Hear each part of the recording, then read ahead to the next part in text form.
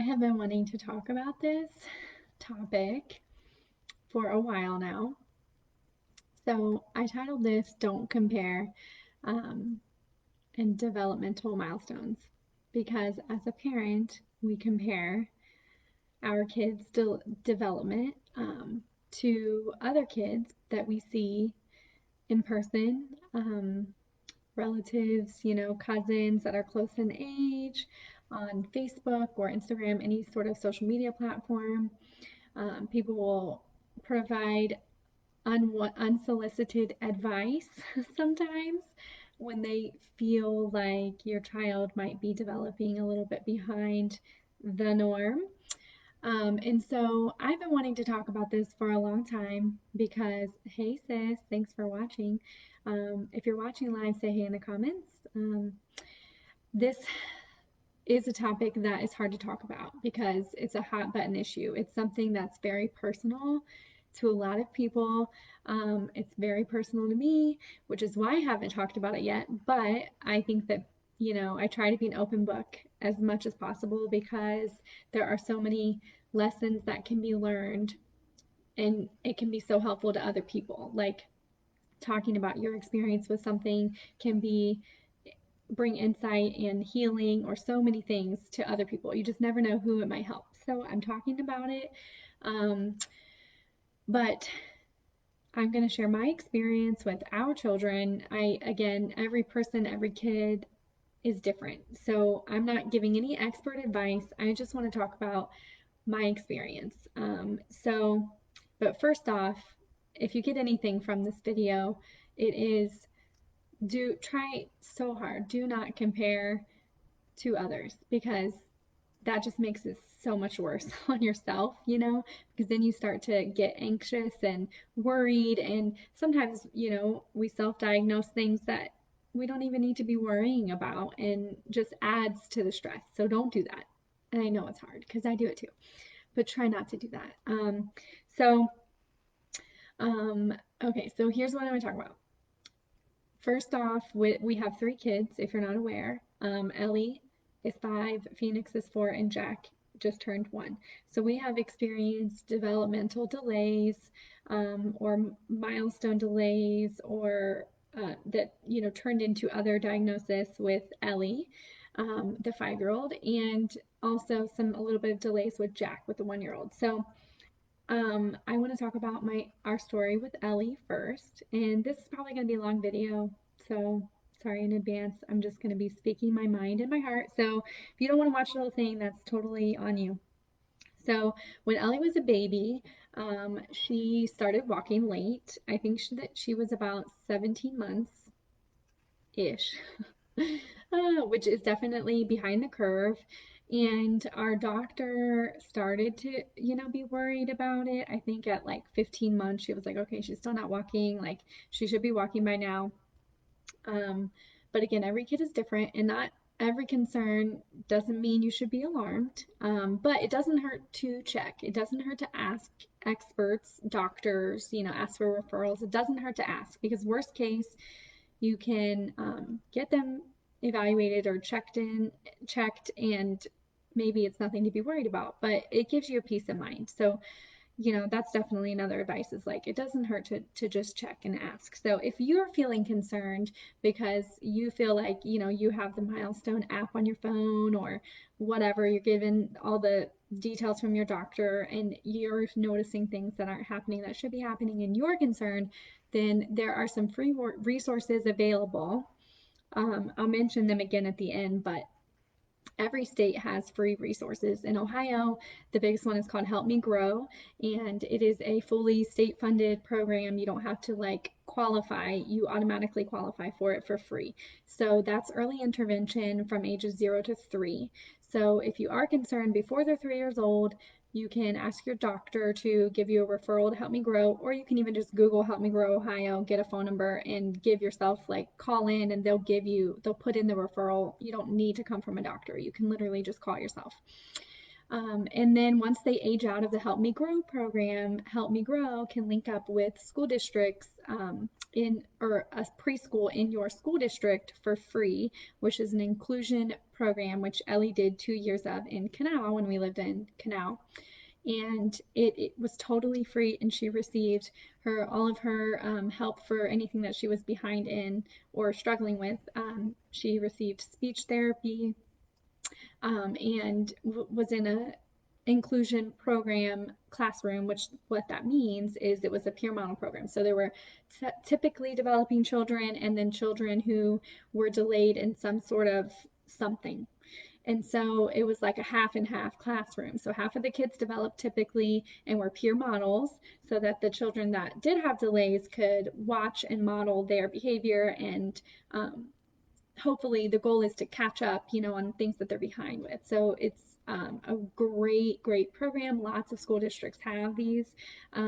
Like all over Franklin County, which is where we're at. I'm sure that they have them in other states as well too. But Help Me Grow is a nationally, I don't know the word. It's a nonprofit nationally. So it might be called something else in different states, but it is available in other states. So look into that as well. But anyways, okay. And these are free. So again, another reason why not look into it if you are concerned, because it's not going to cost you anything.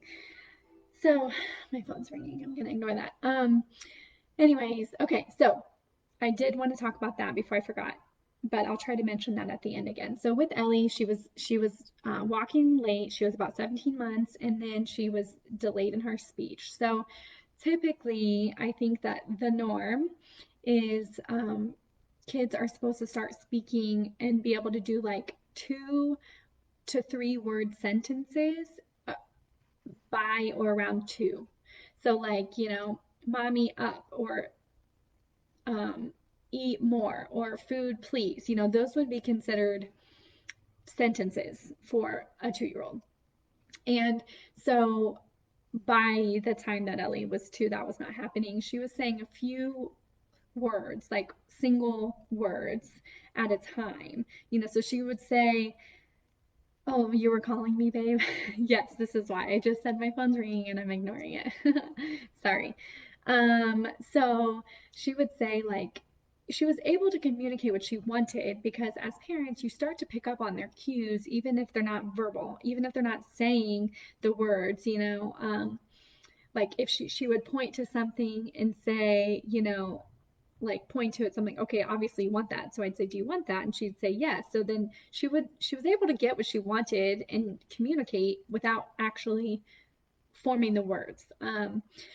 So that was definitely one thing with her that she did. And then once we realized that she was a little bit behind with her speech, we started to incorporate sign language, like baby sign language, not like legit intense full on. We didn't learn sign language. I would love to, but we didn't do that. But so like this is all done, this is more. So when you're talking about food, these are really good for that, because if they're all done eating, you'd say all done, more, eat. What is this? Please or thank you? I always forget. I think this is thank you. Milk is this one with your hands and go like this. So, and we started to do this with Jack too, and we did it with Phoenix as well. It's super helpful. I think Ellie was probably around 18 months or so when we started it. With Jack, we've been doing it like now because we knew about it and I wanted to start it earlier. But I didn't know about it with Ellie. She was our first kid. I didn't realize that that would be a great way for them to communicate when they can't form the words. So anyways, I'm trying not to get too off track. She was not doing those 2 word sentences by 2.5 even. Okay, so then we got her evaluated, I think a little bit before she turned 2 through Help Me Grow, because our doctor recommended it.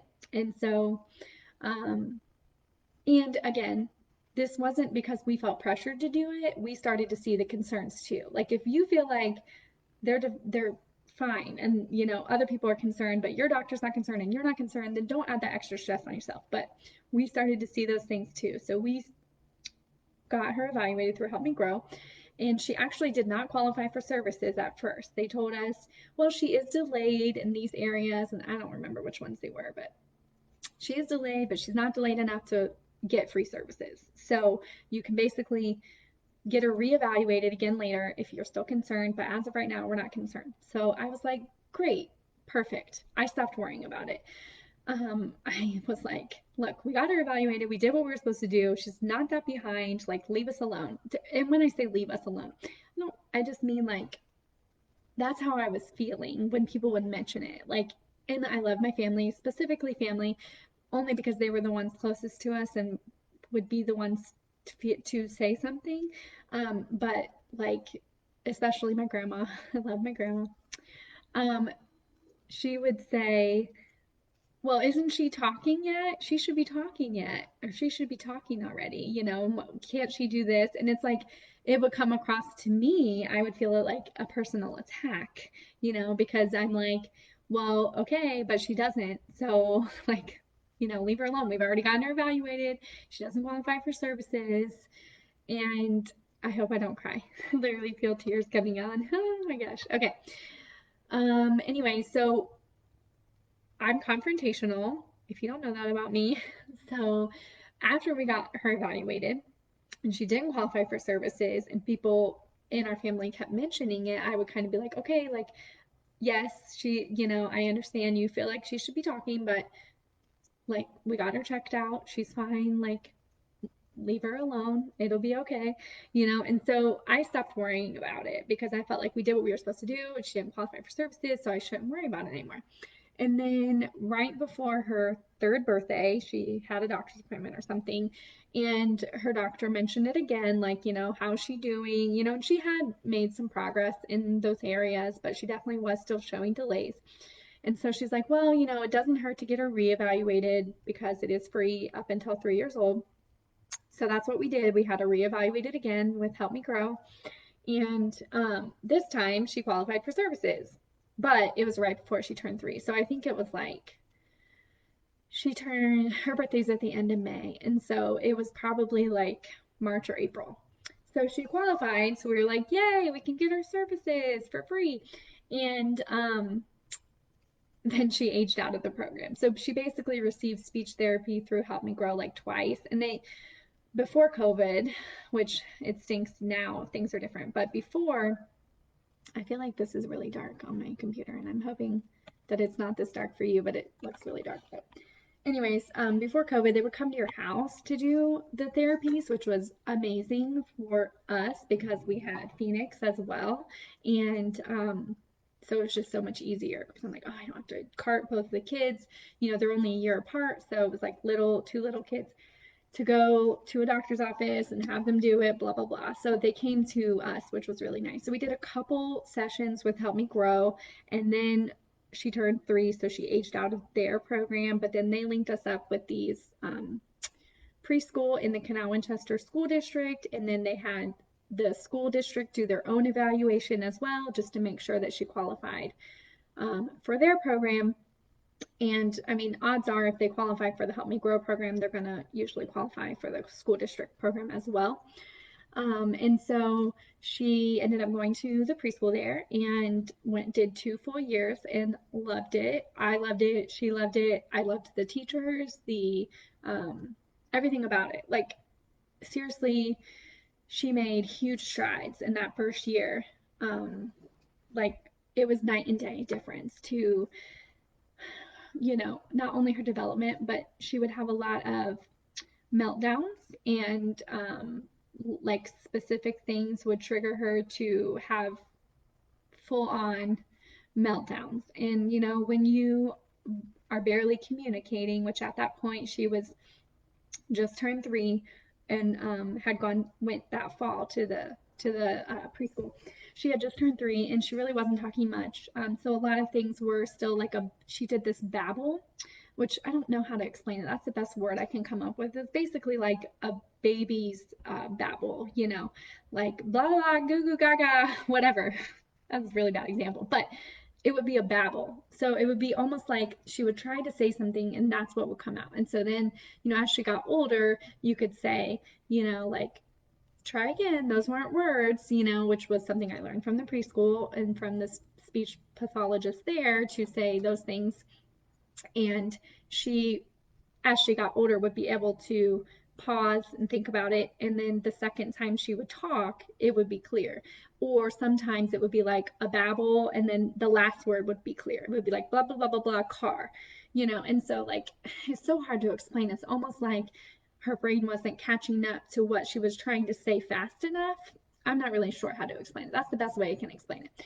So she went to this preschool, and literally uh, so has come such a long way. Like seriously, it's so hard. I can't even, the words don't do it justice, because I just know for a fact if she did not go to the preschool for the 2 years before kindergarten, when she's in kindergarten this year, she would probably have to have been pushed back on starting kindergarten. She, probably would still be having those communication issues that she really isn't having anymore. Like it's seriously night and day.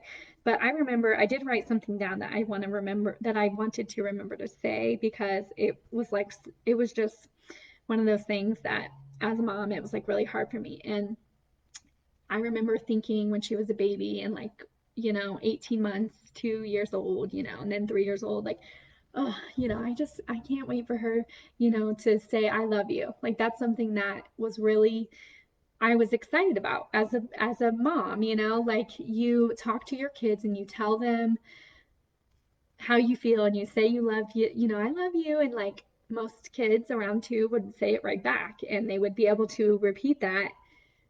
And I'm gonna cry, and I do want to cry. Um, but she was not saying that. I think she was 3.5 before she could say I love you. And I remember thinking like that was the one thing, like, oh, I just can't wait for her to be able to say I love you. And now I don't even remember how old she was when she finally said it. And now she said, she talks all the time, like it's really, it is in the past. Like I'm not still upset over it, but I do want to talk about it because it's really not something that I publicly have talked about before.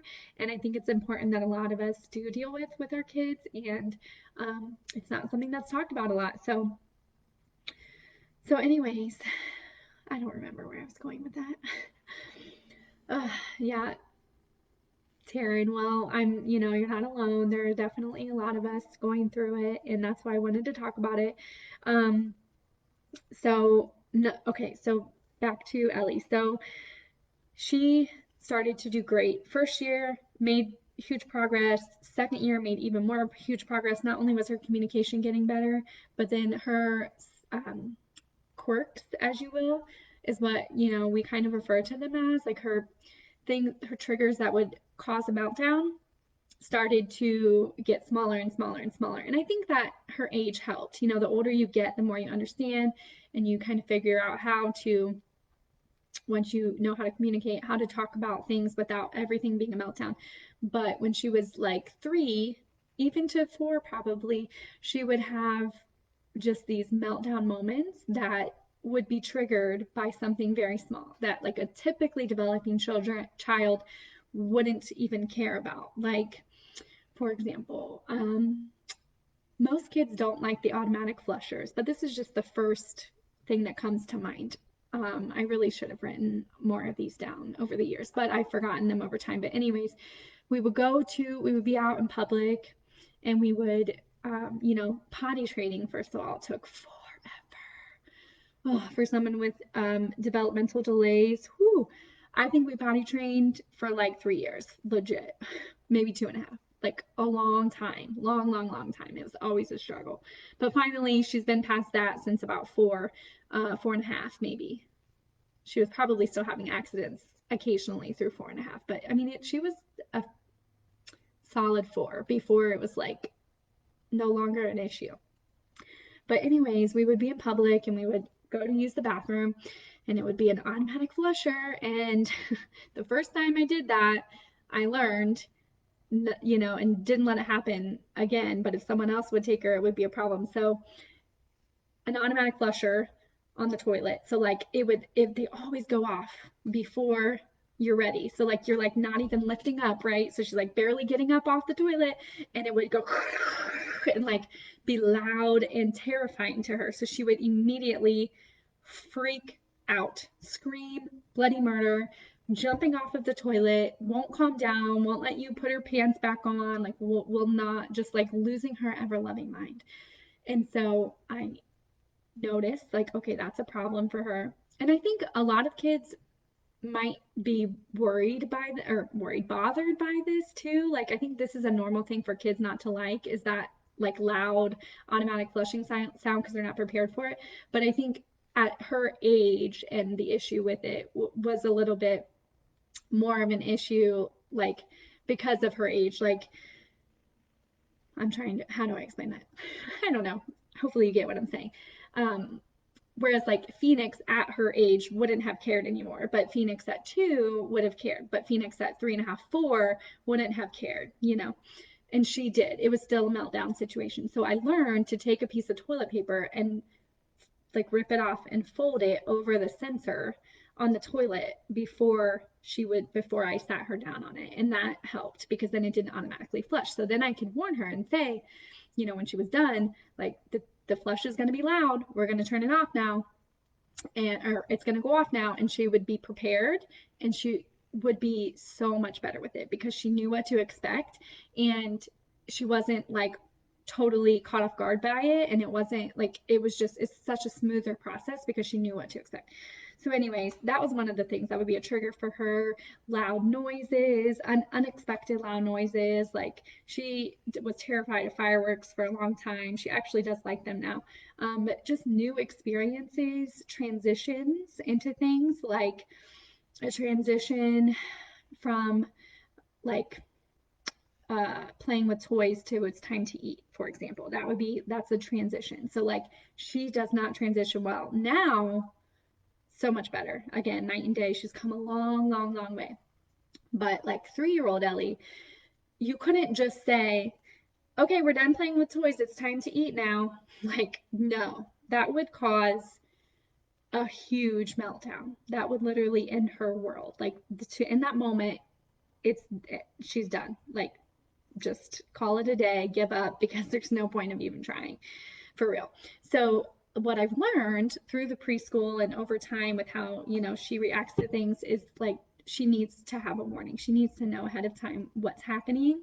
And not only does she need to know from you verbally telling her, but visual timers or just a regular timer in itself are really helpful. So now I can say, you know, while they're playing with toys, like, we're going to eat lunch in 5 minutes. I have the timer on. So when the timer goes off, it's time to eat lunch. So then as soon as the timer goes off, she's like, okay. And immediately we'll go to the table or do whatever I asked her to do without having a meltdown. Whereas it used to be like the end of the world. So that's an example. I'm trying to think of all the things that she would have huge meltdowns over. I don't know. I'm sure there's a bunch more. I know there is. I just, in this moment, can't think of them, can't remember them. But I'm just trying to read. Okay. So, anyways, oh, I do remember one more I want to talk about too that I feel like is important. So, another thing, another one of her like things, quirks, is that if she doesn't want to do something, she's not going to do it. So, like, I don't know about you, but from my family growing up, we've always been very affectionate, and it was always like, when you go to leave, you know, hug and kiss so and so, grandma, aunt, you know, whatever, cousin, blah blah blah. We were very like, okay, you know, bye, you know, give them a hug, kiss them on the cheek, whatever type of family.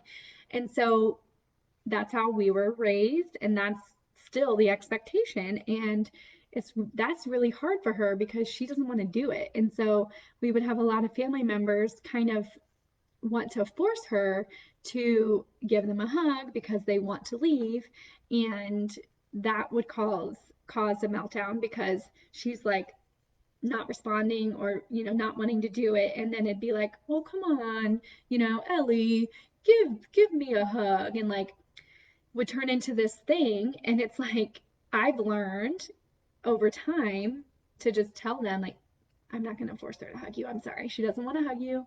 She's not going to hug you. Like, we're the adults. We need to get over that. And we know that she loves us. It's not that she doesn't. She just doesn't show affection like a typically developing child does. She doesn't want, you know, to be all huggy and kissy and, super affectionate all the time, but like seldomly she will just randomly come up to me and, will say things or be like, oh, I love you, mommy. And I'm like, oh my gosh, I love you too, because they are very rare, especially compared to Phoenix.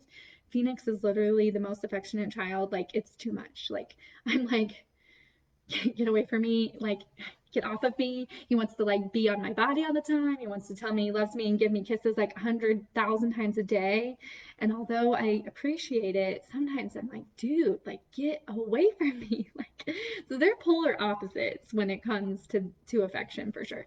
So those are just a couple things that are like quirks. And so one thing that I'm been leading up to that I wanted to talk about was, so was these quirks and what does that mean, So when she was in the preschool, if you are below the age of a school aged child, so 5 or 6, depending on where their birthday falls and when they're going to go into kindergarten.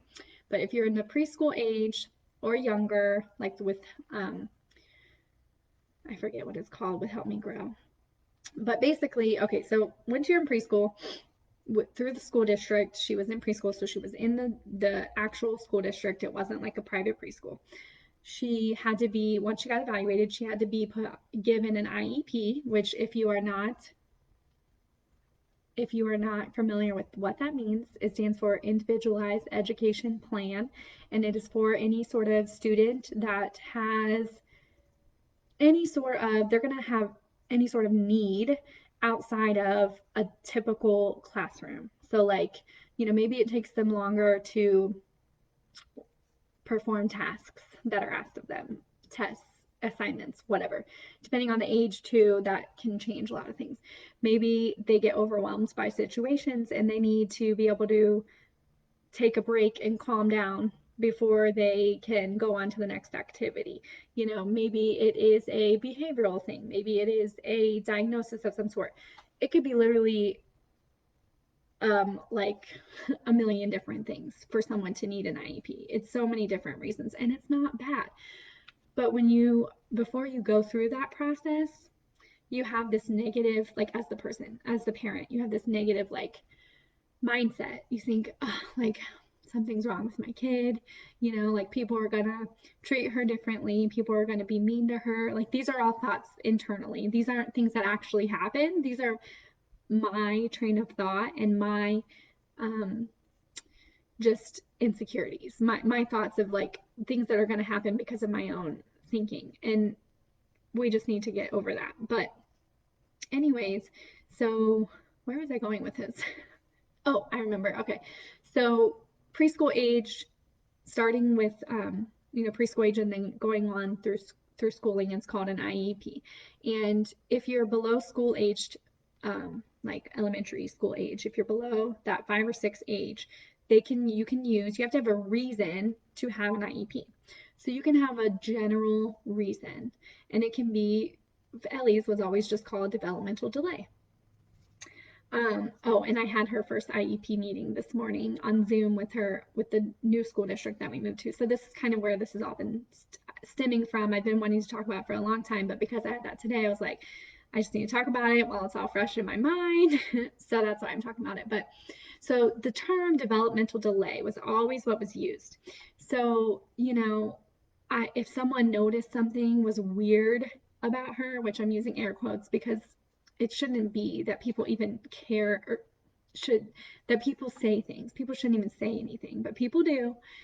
Strangers will say something if they feel like, your child's not behaving like they think they should. They might say something. And so I would always my defense would be, oh, well, she's delayed, she has developmental delays, because those were the terms that I was given that were like in my brain. And so that's what I got used to hearing. I got used to hearing she's developmentally delayed. I can deal with that because I have known about it for a few years, like I got used to that term. So flash forward to last April when COVID first started. COVID like hit, I think it was March or April that I had this meeting. So I don't remember, March or April. Anyways, so I got a call from, her school and the preschool that she was in, and they were like, okay, well, it's time to do a reevaluation so that we can get her IEP ready for kindergarten. And, we can no longer use the developmental delay as a reason for needing an IEP and needing services. So we have to like narrow it down and figure out what is this thing that is causing all of these like delays and things. So I'm like, okay. And so I couldn't go. Oh no, I had to do some of it virtual because they had just closed schools down. So she wasn't going to school anymore, but it was literally the week, like maybe the day or two after they closed schools down.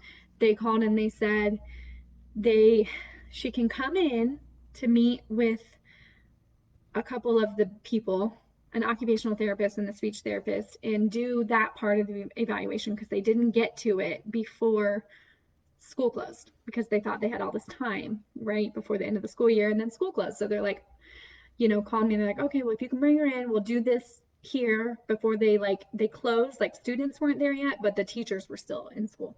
And so I did that. And then basically we went over everything and had the whole IEP meeting virtually, which used to be in person. And now it's Zoom because everything's on Zoom now. And that's fine. It's 2020.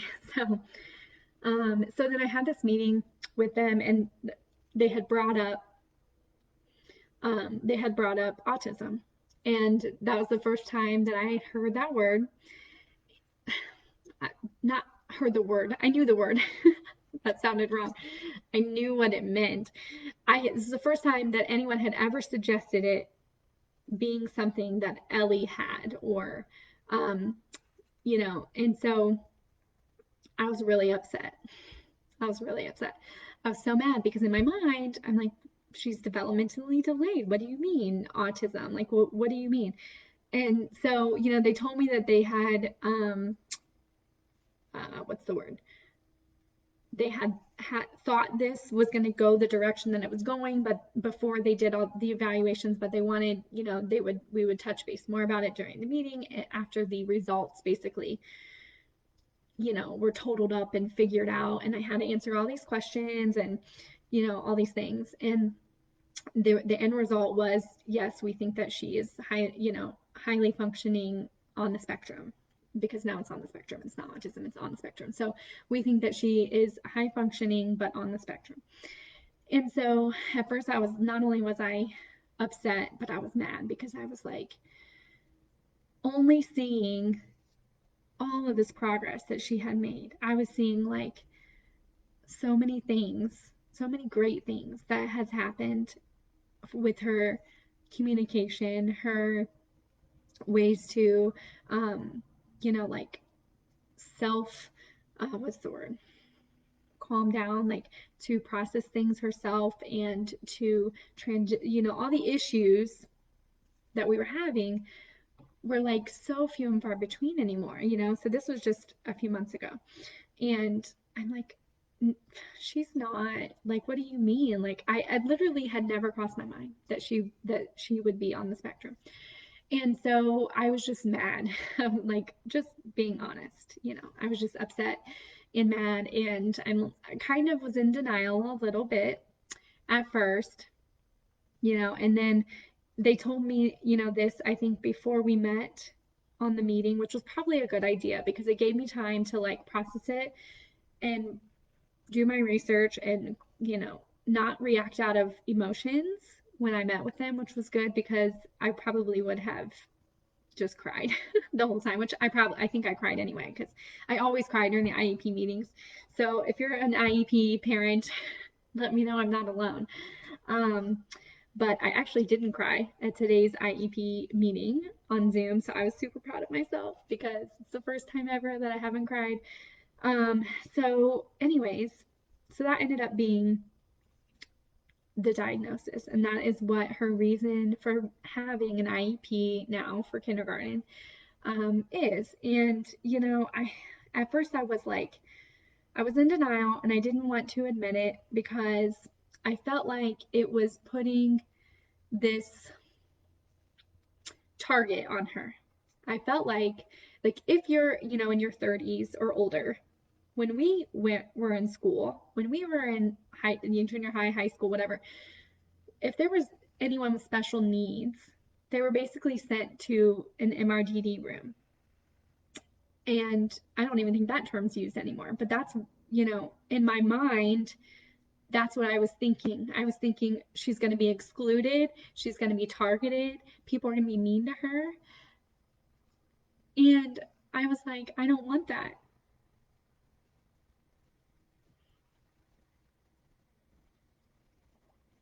But, anyways, it's not like that anymore.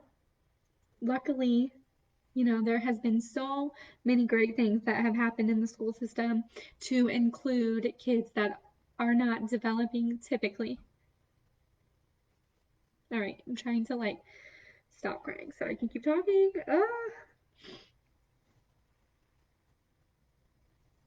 Anyways, there's just so many different needs. Like the range of needs is huge. Like there's someone that could be completely disabled versus someone who has, some behavioral issues versus someone who deals with severe anxiety. Like these are all reasons and things that someone would be thrown into that special education category or need an IEP. But when I heard those words, that's what my mind thought. That's what I'm like, it's going to be a target for her. It's going to make her life harder. And if I'm being honest, I always am concerned about her being raised by a white family. I feel like I can't be everything, I can't, no matter what I do, I'm always white. And I feel like that's something I struggle with too, because I'm like, she's already has a target on her back because she's the black kid in the white family. And I don't want that to be a target for her. I don't want that to be something she struggles with, but it would be naive for me to think that it's not something that's going to come up for her because I'm sure it will. So, anyways, sidebar. But, that plus all of these things that we're dealing with. And I'm just like, I don't want it to be another thing that this struggle she has to overcome. But, anyways, after talking about it with my husband, and I don't know, I'm sure I talked about it with a bunch of other people at this time too, I started to realize that it's not a target. If anything, it's just going to give her the help she needs. It's just going to mean more services and help that are going to help her feel included and get to be in the classroom with the normies, the normal kids, or whatever. It's going to get her to be able to participate in gym class with all of her friends. And, it's only going to help. And as she gets older, things might change. Like you reevaluate every year, you do a new IEP every year, and kind of just touch base with all of those people, the all the different specialists, the intervention specialists, the speech pathologist, the occupational therapist, the teacher, whoever, all these people. So, she doesn't just have one teacher, she has 6 people we deal with. And they're all on her side, just like parents. We're all working together to do what's best for Ellie. It's not a negative thing, but I thought it was. I thought it would be this terrible thing and label her and target her because kids are mean, and they are. And the older that she gets, depending on the severity of things and how things play out, I'm not saying that kids won't be mean to her later on, but kids are mean regardless of if you're typically developing or not, because kids are just jerks sometimes. But I had a realization that we're all on the same team. Nobody's against Ellie. Nobody's not wanting her to succeed. We're all wanting her to succeed. So, I finally came around to the title, the term, using the term on the spectrum, because I wasn't comfortable with it before. And I realized it's only going to help her get the services she needs. It's only going to help Ellie succeed. So I shouldn't be seeing it as a negative. So anyways, that's my spiel. Um, that's what I wanted to share. And um, one other thing too I wanted to talk about is that with Jack, so he just turned 1 last month, and he was showing some signs of being delayed a little bit with his milestones, like sitting up. He was delayed on, I think that the normal is like maybe like 7 months, but some kids do it at like 5 or 6 because they're overly ambitious and just genius babies. But so he was late on that. I think that he was almost 10 months. He was definitely 9 months. He was over 9 months before he was sitting up on his own sturdily without falling over. And so I was nervous, and I have my little nephew, Luxon, who's the same age as Jack. And so when he started to do things that Jack wasn't doing it did make me feel like something's wrong, and it made me worry, and which is what you're not supposed to do. Don't compare to others because it does not help the situation at all. But anyways, I did, tell my doctor or his doctor about it, and we went ahead and got him evaluated with Help Me Grow as well. And it was on Zoom because again, they're not doing in person now. And the Zoom meeting was like right after he was like 10 months. He just turned 10 months. And from that, like 2 weeks that I originally called them, and when the appointment was actually had, he started sitting up. Like he wasn't like mastering it yet. Like he would still fall over after a few minutes, but like he was fine. He was sitting up, and so it ended up being they're like, we're not concerned. He seems to be doing everything else that he's supposed to be doing, and he is sitting up now. So anyways, and he's only then, mastered it even more. But he's still not, he's, oh, what's today? I don't even know what today's date. He's almost 13 months on the 21st, and he is probably about 2 weeks ago just started pulling himself up on things to the standing position, and that's delayed, so like he's behind the curve for sure, but he's still doing it. He's still progressing. He's still doing what he needs to be doing. He's just doing it at his own pace. And so I just wanted to share both of their stories because it is hard to not compare, and it's hard to not see other kids and say like, why isn't my kid doing what that kid's doing, or whatever. And we see these posts on Facebook, or at least I personally would see these posts on Facebook, and from wonderful, nice people that are my friends and I love them, but it would make me want to vomit because they would be like, you know, oh my, whatever, let me just think of an example. My 1 year old, is walking and saying 50 words and blah blah blah blah blah, and I'm just like, what? Like, what are you feeding this baby, first of all? Because that's not normal. They are way ahead. But, every kid is different. Phoenix walked at 10 months. Ellie was 17 months. Jack's still not walking yet. So it's like every kid is different. We really should not add all of this like worry on top of just parenting alone. Parenting is hard. Like, we need to not add extra stress. So, anyways, that's what I wanted to share. And again, if you are worried, it does not hurt to get your child evaluated.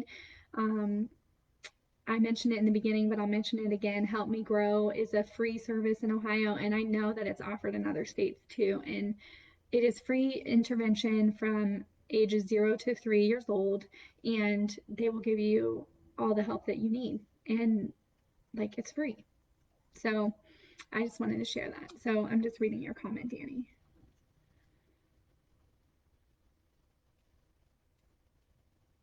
Yep, I felt the same way.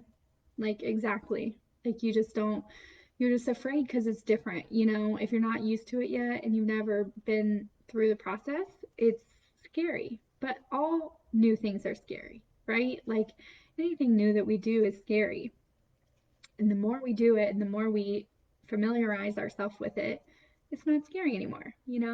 So, I'm definitely so thankful for all of these free services that we got, and for her to be placed on the IEP because it's getting her the help that she needs. So, and she's literally come such a long way. Like, she hasn't done that babble that I was talking about at the beginning of the video with her communication. in like, I can't even remember, at least a year, and is just fully doing all the things that she should be doing, and is doing great. So I know this was a really long video, so if you hung out for the whole video, you deserve a gold star. Thanks for watching, and the whole premise was just so that you know you're not alone, and try not to compare your kids to others because that's only going to make it worse. Um, and to just provide my story, our story, and then the free resources if you do want to get your child evaluated. So that's what I wanted to share. I hope everyone's having a wonderful day and have a great week. Thanks for watching. Bye.